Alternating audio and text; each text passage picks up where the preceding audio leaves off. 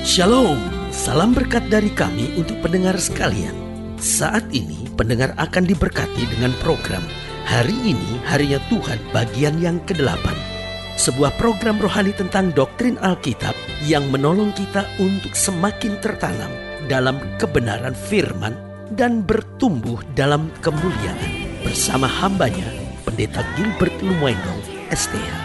Banyak orang merasa doktrin Alkitab sebagai sesuatu yang membingungkan. Tetapi tahukah saudara bahwa doktrin Alkitab intinya adalah memahami Alkitab dengan benar, dengan pemahaman yang sistematis, sehingga kita terus dapat tertanam di dalam kebenaran firman, sehingga kita terus bertumbuh di dalam kemuliaan Allah.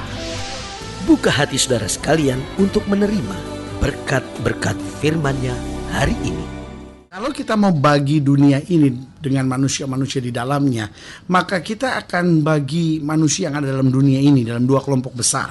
Yang pertama adalah orang-orang rohani, dan yang kedua adalah orang-orang duniawi. Nah, ini menarik kalau kita katakan orang-orang rohani dan orang-orang duniawi.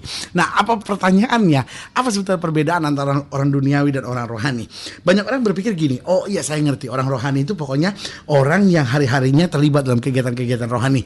Pokoknya tokoh-tokoh agama, mereka-mereka yang terlibat dalam kegiatan-kegiatan keagamaan, mereka-mereka yang terlibat dalam kegiatan-kegiatan gerejawi. Nah, itu loh orang-orang rohani. Tapi saya hari ini mau ingatkan, mungkin kalimat ini mengejutkan buat saudara. Ada banyak orang-orang yang menyebut dirinya orang-orang rohani. Sebetulnya hanyalah memakai topeng-topeng kerohanian, tetapi hatinya penuh dengan kepalsuan. Itu sebabnya banyak orang yang bersembunyi di balik kegiatan keagamaan, tapi hidup kawin cerai. Orang-orang yang hidup di balik jubah-jubah keagamaan, tetapi akhirnya merancang kejahatan buat orang lain. Orang-orang yang memakai topeng-topeng keagamaan, tetapi hidupnya sebetulnya sedang memperkaya dirinya sendiri. Orang-orang yang memakai topeng-topeng keagamaan dan menyebut diri sebagai orang-orang tokoh-tokoh agama, tapi terlibat dengan kuasa-kuasa kegelapan. Padahal dia sebetulnya seorang dukun, padahal dia sebetulnya seorang paranormal, dan sedang bersembunyi di balik jubah-jubah keagamaan. Orang-orang seperti ini hanyalah orang-orang munafik yang sedang bersembunyi di balik jubah kerohanian. Orang seperti ini gak bisa kita disebut sebagai orang rohani. Bagaimana kita bisa sebut orang rohani? Padahal punya istri 2, punya istri 3, hidup kawin cerai, hidup dengan minum mabuk, hidup dengan judi, hidup memperkaya diri sendiri, lalu hidup dengan kuasa-kuasa kegelapan dan mengatasnamakan Tuhan dengan segala penyembahan berhala yang sedang dikerjakannya. Nah, saudaraku yang kasih dalam Tuhan, orang-orang seperti ini saya sebut adalah orang-orang yang jahat karena memakai jubah-jubah kerohanian. Nah, hidup Kristen adalah hidup yang berjalan dalam terang Kristus, sehingga kita mengerti betul apa artinya orang rohani dan orang duniawi. Orang rohani adalah orang-orang yang menjadikan Kristus sebagai Tuhan dan Raja dalam hidupnya. Orang-orang rohani adalah orang-orang yang menjadikan firman Tuhan sebagai dasar kehidupannya. Dan orang-orang duniawi adalah orang-orang yang menjadikan dunia sebagai sumber segala-galanya. Berarti saudaraku yang kasih dalam Tuhan, kita memang masih hidup di dunia, tapi kita bukan orang-orang duniawi. Saudara mungkin bukan seorang pendeta, saudara mungkin bukan seorang penatua gereja, saudara mungkin bukan seorang majelis gereja, saudara mungkin bukan tokoh-tokoh agama yang sangat dihormati. Tetapi kalau saudara menjadikan firman Tuhan sebagai langkah keseharian hidup saudara, kalau saudara menjadikan Kristus sebagai sumber kehidupan saudara, maka saudaraku yang kasih dalam Tuhan, engkau adalah orang rohani yang akan melihat kemuliaan Tuhan dinyatakan. Haleluya. Selamat datang dalam program kita Hari Ini Harinya Tuhan, sebuah program rohani yang mengingatkan kepada kita betapa pentingnya kita menjadikan firman Tuhan sebagai dasar keseharian hidup kita. Karena selama kita menjadikan firman Tuhan sebagai dasar keseharian hidup kita, maka langkah-langkah kita penuh berkat, kemenangan, mujizat, dan perkara-perkara yang besar. Haleluya. Dan dalam program ini kita sedang mengupas tentang siapakah itu orang-orang rohani, apakah itu orang-orang rohani. Karena saudaraku yang kasih dalam Tuhan, Paulus memang tegaskan bahwa kita masih ada di dunia, tapi kita tidak berjuang secara duniawi. Artinya kita masih ada di dunia, tapi kita bukan orang-orang duniawi. Dan menjadi orang rohani bukan berarti kita harus terlibat 24 jam dalam kegiatan-kegiatan rohani. Bukan itu. Tetapi orang-orang rohani adalah orang yang dimanapun dia berada, orang dapat melihat kemuliaan Tuhan, orang dapat melihat kasih Kristus, orang dapat merasakan damai sejahtera. Karena itu semua terpancar dari dalam kehidupannya. Haleluya. Doa saya setiap pendengar sekalian akan menjadi orang-orang rohani yang menjadi berkat. Saudara yang kasih dalam Tuhan, dalam program ini kita sedang membahas Galatia pasal 6. Galatia pasal 6 ayat yang pertama sampai ayatnya yang ke-10. Galatia 6 ayat yang pertama sampai ayat yang ke-10. Demikian firman Tuhan.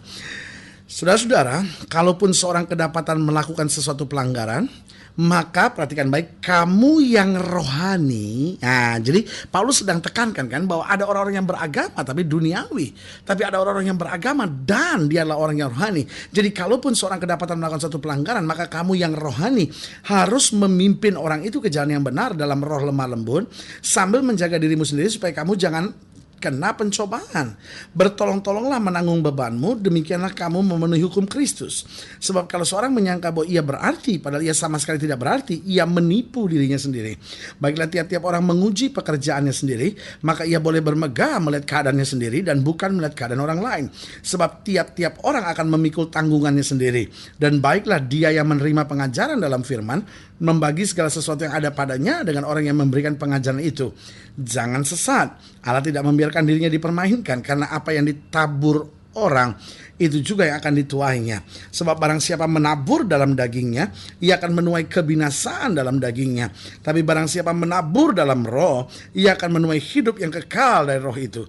Janganlah kita jemu-jemu berbuat baik, karena apabila sudah datang waktunya, kita akan menuai jika kita tidak menjadi lemah. Karena itu selama masih ada kesempatan bagi kita, marilah kita berbuat baik kepada semua orang, tetapi terutama kepada kawan-kawan kita seiman. Nah, saudaraku yang kasih dalam Tuhan, jadi sekali lagi saya mau tegaskan bahwa orang rohani bukan hanya mereka yang terlibat dengan kegiatan-kegiatan rohani, tetapi orang rohani akan memiliki ciri hidup yang jelas. Yang pertama, sudah bisa lihat pada ayat yang pertama, dikatakan apa di situ, saudara-saudara? Kalaupun seorang kedapatan melakukan suatu pelanggaran, maka kamu yang rohani harus memimpin orang itu ke jalan yang benar dalam roh lemah lembut, sambil menjaga dirimu sendiri supaya kamu juga jangan kena pencobaan. Perhatikan baik kalimat ini, dalam roh lemah lembut. Jadi saudaraku yang kasih dalam Tuhan, orang-orang rohani akan hidup dengan roh yang lemah lembut, a gentle spirit. Nah, ini bukan berarti dia bukan orang yang tegas. Ini bukan berarti dia orang yang gak punya prinsip, sama sekali berbeda.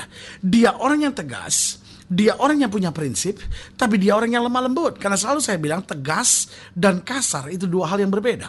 Ada banyak orang sebetulnya dia nggak tegas, tapi dia kasar. Ada banyak orang tegas dan tidak perlu kasar. Nah, ini yang Alkitab katakan, orang yang rohani dimanapun dia berada, dia akan membawa roh yang lemah lembut. Dia tetap tegas. Kesalahan tetap dia persoalkan.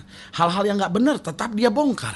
Tetapi saudaraku yang kasih dalam Tuhan, apapun yang dia kerjakan, apapun yang dia jalani dengan lemah lembut. Dia tetap dengan ketegasan. Ada orang-orang yang tetap marah sama dia dan bilang, kok begitu sih orang itu? Kok keras itu orang? Oh, kok kasar sih? Ini harus dibedakan. Ada orang-orang yang bukan keras, bukan kasar, tetapi dia tegas, saudara-saudara. Dia menyatakan kebenaran sebagai kebenaran. Yesus bukan orang yang kasar, Yesus adalah Tuhan yang tegas, yang menyatakan kebenaran sebagai kebenaran. Nah, tetapi persoalannya, bagaimana kita menjadi seorang yang lemah lembut? Nah, saudaraku yang kasih dalam Tuhan, saya khawatir roh yang lemah lembut seringkali sudah hilang di dalam diri banyak orang di muka bumi ini. Dunia ini penuh dengan orang-orang yang keras, yang kasar, yang memaki, yang membentak, yang menyakiti orang dengan perkataan dan tindakan serta perbuatannya. Tapi saudaraku yang kasih dalam Tuhan, hidup Kristen yang sebenarnya adalah hidup yang lemah lembut. Dia ada dengan prinsip yang tegas, dia ada dalam prinsip yang jelas, tetapi hidupnya senantiasa menyatakan kelemah lembutan dari kuasa Kristus. Yang kedua saya pelajari, coba lihat ayat yang kedua. Di ayat yang kedua dikatakan, bertolong-tolonglah menanggung bebanmu, demikian kamu memenuhi hukum Kristus. Jadi yang kedua, orang rohani adalah hidup dengan kesiapan untuk menolong. Saudaraku yang kasih dalam Tuhan, orang rohani menyadari bahwa hidupnya ada karena pertolongan. Dia ada karena pertolongan Kristus. Dia ada karena pertolongan Roh Kudus. Dia ada karena pertolongan rahmat Allah dalam kehidupannya. Sehingga dia boleh ada sebagaimana dia ada. Paulus bilang begini, aku ada sebagaimana aku ada, semata-matanya karena kasih karunia Allah. Berarti dia adalah orang-orang yang menyadari bahwa dirinya hanyalah tertolong oleh kasih Tuhan, tertolong oleh anugerah Tuhan. Nah, saudaraku yang kasih dalam Tuhan, berarti waktu kita sudah menyadari kasih karunia Tuhan, kita bangkit menjadi orang-orang rohani, maka ini yang harus kita buat. Kita rindu menolong orang lain, kita rindu menolong orang lain agar berjumpa Yesus, kita rindu menolong orang lain agar dia menemukan kasih, kita rindu menolong orang lain agar dia mendapatkan damai sejahtera, kita rindu menolong orang lain agar dia menang atas menghadapi persoalan pergumulan hidupnya. Jadi yang pertama, orang rohani itu adalah orang yang hidup dengan roh yang lemah lembut. Yang kedua adalah orang yang hidup dengan kesiapan untuk menolong. Yang ketiga, coba lihat ayat yang keempat. Di ayat yang keempat dikatakan apa di situ? Baiklah tiap-tiap orang menguji pekerjaannya sendiri, maka ia boleh bermegah melihat keadaannya sendiri dan bukan melihat keadaan orang lain. Berarti yang ketiga yaitu hidup dengan menguji diri.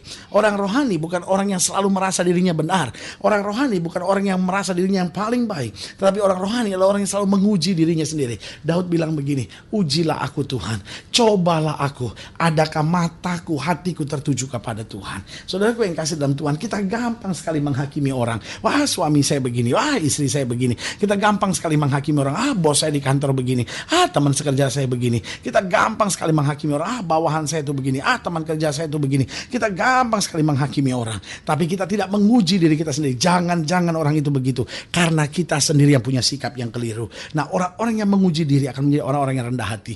Orang-orang yang menguji diri akan menjadi orang-orang yang sabar. Orang-orang yang menguji diri akan menjadi orang yang belajar menerima orang lain dengan kekurangan dan kelebihannya masing-masing. Haleluya. Jadi saudaraku yang kasih dalam Tuhan, orang rohani yang pertama hidup dengan roh yang lemah lembut. Yang kedua hidup dengan kesiapan untuk menolong. Yang ketiga hidup dengan menguji diri. Dan yang keempat, haleluya. Coba lihat ayat yang ketujuh. Dikatakan jangan sesat. Allah tidak membiarkan dirinya dipermainkan. Karena apa yang ditabur orang itu juga yang akan dituaikannya. Berarti yang keempat saya pelajari, apa ciri orang rohani? Yang keempat, dia hidup dengan hukum tabur tuai. Dia sadar betul apa yang dia tabur, itu yang dia tuai. Dia tabur kebencian, dia tuai kebencian. Dia tabur kasih, dia tuai kasih. Dia tabur amarah, dia tuai amarah.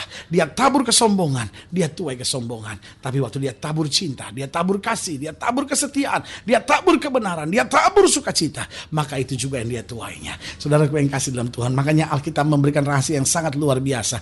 Apa yang kau tidak ingin orang lain perbuat kepadamu, jangan kau perbuat bagi orang lain itu. Apa yang kau ingin orang lain perbuat kepadamu, perbuatlah juga demikian kepada orang lain. Berarti saudaraku yang kasih dalam Tuhan, hidup rohani bukan tergantung berapa lamanya dia di gereja dalam sehari, tapi hidup rohani bagaimana dia membawa gereja, bagaimana dia membawa bait Allah senantiasa dalam kehidupannya sendiri, supaya lewat hidupnya nama Tuhan dapat dipermuliakan. Haleluya. Kalau lagi di lain yang lebih jauh, hubungi kami melalui telepon, hubungi kami melalui surat, kunjungi website kami, karena kami ada untuk membawa Bapak Ibu sudah senantiasa lebih dekat pada Tuhan dan mengalami kasih kuasa mujizat yang luar biasa. Haleluya. Melalui program ini secara khusus juga saya mau berdoa untuk setiap saudara yang sakit, setiap saudara yang berbeban berat, karena kita percaya bahwa bagi Allah tidak ada perkara yang mustahil. Nah, setiap saudara yang ingin didoakan secara khusus, boleh taruh tangan kanan saudara di dada dan kita doa. Bapa, dalam nama Yesus, hamba doa buat yang sakit, hamba doa buat yang berbeban berat, hamba doa buat setiap mereka yang menghadapi masa-masa yang sukar. Hamba berdoa di dalam nama Yesus, Tuhan jamah, Tuhan pulihkan, Tuhan bangkitkan iman bahwa mereka untuk melihat kemuliaan Tuhan. Mereka yang sedang bergumul dengan rumah tangganya, mereka yang mungkin selama ini merasa, Tuhan saya ini orang duniawi sekali, Tuhan jamah sekarang, sehingga kami semua boleh bangkit menjadi orang-orang rohani yang mengasihi Tuhan dan menjadi berkat buat sesama. Di dalam nama Yesus kami berdoa dan bersyukur. Haleluya. Amin. Saudara gue yang kasih dalam Tuhan, kita sudah berdoa. Ingat, Allah tidak pernah lalai menepati janjinya. Inilah saatnya buat kita untuk bangkit bersemangat, bersukacita dalam menghadapi segala perkara, karena kita tahu di dalam Yesus kita lebih daripada orang-orang yang menang. Doa saya menyertai saudara. Sampai berjumpa pada program berikut, dan jangan lupa jadikan hari ini harinya Tuhan. Haleluya.